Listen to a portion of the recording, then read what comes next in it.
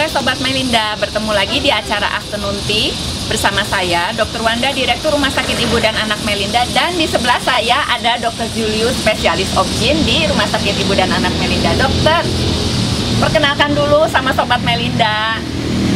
Ya, saya Dr. Julius ya, sebagai obgyn di Rumah Sakit Melinda. Kebetulan sekarang bersama Ibu Direktur, saya agak grogi sedikit. Aduh, jangan grogi. Okay. Dok, berhubung dokter obgyn ya, pasti aku nanya-nanyanya tentang masalah ibu hamil. Nah, ada nih banyak pertanyaan sih sebenarnya. Kalau waktu hamil itu tuh ada sebenarnya nggak sih pantangan-pantangan makanan atau minuman yang sebenarnya harus kita hindari gitu loh, Dok? Nah, untuk pantangan makanan minuman nih ngomong-ngomong ya, Iya tuh, Dok. jujur agak-agak sulit nih untuk merubah pola pikir masyarakat ya. Kenapa? Karena mitos banyak sekali. Nah ya itu kan? Dok, nggak boleh minum teh kebanyakan, kopi kebanyakan, jangan makan Iya. yang setengah mateng, sushi, steak, dan lain-lain. Pusing, Iya, Dok. betul. Padahal enak banget itu. Terus konsep-konsep yang di internet juga banyak hoax-hoax yang ceritanya tuh nggak jelas sebenarnya. Nah, itu yang ya mungkin banyak yang dengar ini juga tanda tanya, nih bener nggak nih dokter ngomong gitu ya. Nah, tapi ya ini yang maksudnya saya melihat dari berbagai penelitian ya, kurang lebih gitu apa cerita kita lihat sinkronisasi mana yang betul, mana yang salah. Ya, mungkin saya akan coba sharing aja nanti ya. Nah, tentang makanan dan minuman tuh spesifikasinya nih apa nih yang mau ditanya nih? Karena Ini. itu terlalu banyak nih masalahnya. Aku tuh kan sekarang ngelihat banyak kafe-kafe tuh ya, Dok ya. Iya. Pasti orang-orang banyak sering ke kafe, dan di kafe tuh pasti ada teh, kopi. Iya. Sebenarnya ya, coklat yang gitu-gitu. Sebenarnya teh, kopi, coklat itu kan yang aku tahu ada kafeinnya gitu. Aman nggak sih, Dok? Oke, gini. Nah, kalau di buku memang ceritanya kafein memang nggak terlalu baik. Ya, tapi kadar kafein tuh di teh dan kopi kan beda. Nah, kalau kopi kan kadar kafeinnya lebih tinggi. Lebih tinggi, nah, ya. kalau teh kan sebenarnya nggak terlalu. Oh, Jadi kalau kopi, boleh lah ya, nah, dikit-dikit kali ya, Dok. kalau kopi disarankan di buku itu tidak, karena ada penelitian yang menyatakan bahwa kalau satu cangkir kopi sehari, satu cangkir nih, itu bikin aliran darah ke endometrium atau pembuluh darah tuh nggak bagus, sehingga bayi kadang kecil. Nah, jadi memang kalau kopi mungkin ya seminggu sekali lah untuk nikmatin gitu ya, itu masih silahkan. Tapi kalau teh itu tidak apa, karena teh itu kadarnya terlalu rendah. Nah, tapi kalau untuk teh sendiri kalau bisa ya pilih yang lebih baik gitu. Kayaknya green tea gitu itu jauh lebih oke. Intinya yang light gitu ya, Dok ya. Asik, satu dapat nih jawabannya. Sebenarnya jadi kalau pantangan itu tidak ada yang saklek banget, nggak bisa makan ini, enggak juga kali ya, Dok. Kadang-kadang kan nutrisi butuh ya untuk ibu hamil ya. Ya, betul. Cuman betul. kadarnya tuh mana yang boleh diperbanyak, mana yang jangan banyak-banyak. Intinya nggak berlebihan kali ya, Dok ya. Setuju. Kecuali makanannya berbahaya kali ya. Oh iya, Nggak boleh itu. benar-benar. Nah, Iya. terus Dok, Oke. kalau misalnya steak nih, kan sekarang tuh ada steak yang setengah mateng, yang mateng, well done, yang gitu-gitu. Terus sushi, makanannya kayak gitu-gitu, kan ada yang mentah-mentah. Itu gimana tuh, Dok, kalau untuk ibu-ibu yang hamil? Nah, oke, setuju. Nah, kalau untuk makanan mentah, jujur tuh yang nggak boleh tuh bukan mentahnya. Ini yang harus diperhatikan nih. Gitu. Yang nggak boleh itu kotornya. Misalnya gini, sushi daging kan, di dalamnya ada cacing nggak? Ya, si daging itu apakah berpenyakit nggak si hewannya dulu? Nah, kan kalau ada penyakit nggak boleh dong. Kalau dimasak cacing atau Itu penyakit mati. mati kan. Nah, jadi dimasak masih lebih aman. Kalau untuk daging-daging loh. Tapi kalau untuk sayur kan bisa kita cuci.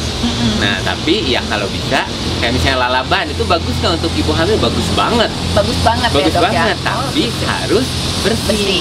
Jadi kita yang cuci, jangan orang lain yang cucikan. Kalau orang lain yang cucikan kan kadang-kadang suka asal ya. Nah, kita cuci sendiri karena kan kita mau makan.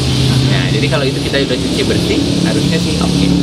Oh, jadi sekarang aku ngerti, Dok. Jadi intinya tuh sebenarnya bukan mentahnya ya, Ya. tapi takut ada ya itu tadi binatang-binatang yang masih hidup Ya. gitu. Jadi ya better dimasak ya kalau waktu untuk ibu hamil. Lalap sih nggak apa-apa asal dicuci gitu ya. Cuci. Buah-buahan juga apalagi ya, Nah, Dok ya. buah-buahan bagus. Iya. Dok, ada lagi nih aku jadi pengen nanya. Dok, kayaknya kita cut dulu ya, kita minum dulu ya dok. Habis itu kita lanjut lagi. Aku masih banyak pertanyaan. Dokter, Oke, boleh, silakan boleh. diminum sama dimakan ini loh dari Boleh, kitchen silakan. kami loh. Ya, terima kasih.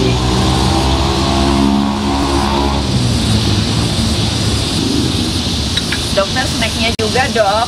Oke. Ya, siap. Lucu loh ini loh pudingnya. Dok, Ya. makan dulu dok. Iya, iya, iya. Sambil jalan. Mau sambil diskusi juga boleh juga sih dok. Boleh ya, ya. Makasih Ini nih. dia, ini coklat. Tuh ada cherry-nya. Dok, aku jadi mau nanya-nanya di dok. Hmm. Ini ada rasa coklatnya. Ngomong-ngomong dok, coklat itu aman nggak untuk ibu hamil? Aman dong. Kalau nggak makan coklat, nggak enak banget deh. Soalnya kan ada yang bilang coklat itu meningkatkan apa ya? Zat apa gitu, jadi membuat bahagia, terus lebih tenang, rileks itu. Jadi nggak masalah ya dok ya coklat? Nggak masalah. Sebenarnya gimana sih Cuma dok cerita coklat itu? memang- Soalnya ada yang bilang jangan terlalu banyak nanti bahaya. Kalau Oke. dark coklat oke gitu loh. Aku jadi bingung dok. Ya. Aku mah penggemar coklat dok. Iya. Jadi kalau coklat sih boleh ya. Hanya memang kalau mau kita mencari yang lebih aman, dark itu lebih bagus. Kenapa sih dok Ada- lebih bagus? Ya, kalau sebenarnya kalau susunya bagus kan, kalau yang tidak dark tuh dicampur biasanya sama susu ya. Kalau susunya cukup baik sih, yang maksudnya tidak dark coklat juga itu oke. Tapi kalau kadang-kadang susu kan nggak terlalu pas mungkin ya kalau dicampur. Nah itu yang dark coklat sebenarnya di atas 70% tuh lebih oke. Jadi pada Jadi dasarnya cukup aman lah ya dok ya. Boleh. Dok, terus ada lagi tuh kalau ibu-ibu hamil tuh kan suka kayak dicekokin, minum susu ini loh supaya lebih sehat, minum susu ini. Padahal kan gimana ya, sebenarnya penting apa enggak sih dok minum susu dalam kehamilan itu, susu ibu hamil gitu?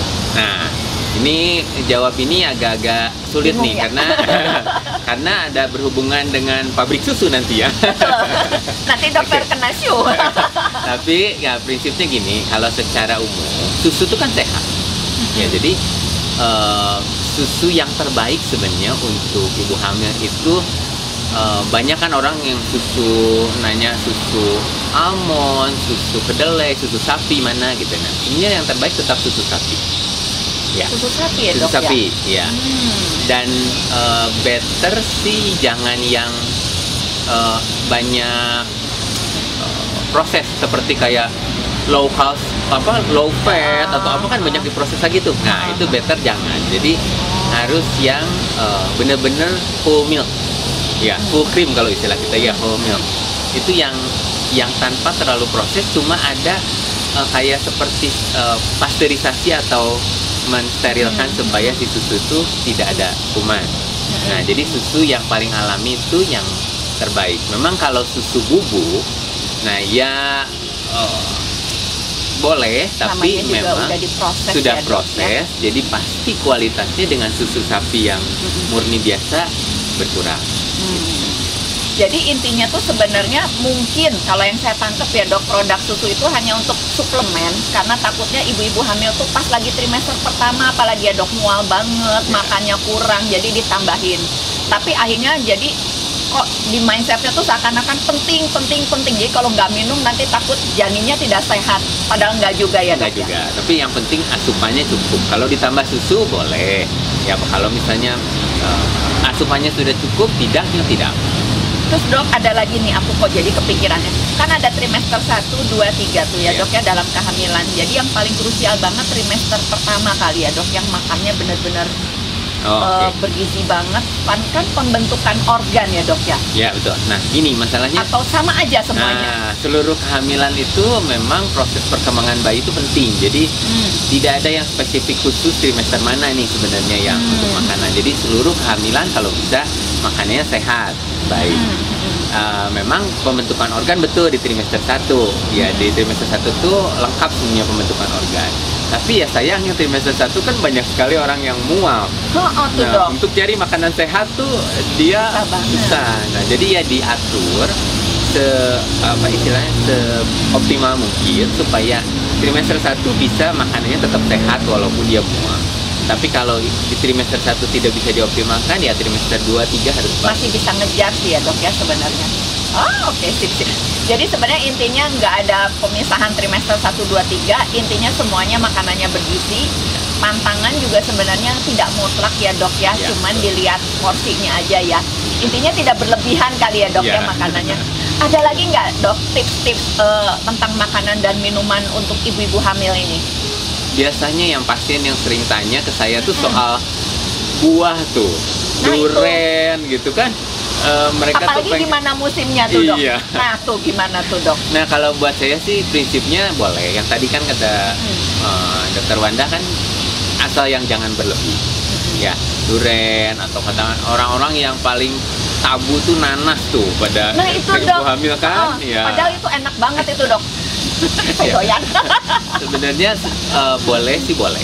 Ya, tidak ada yang dilarang asal. Nah, itu dia.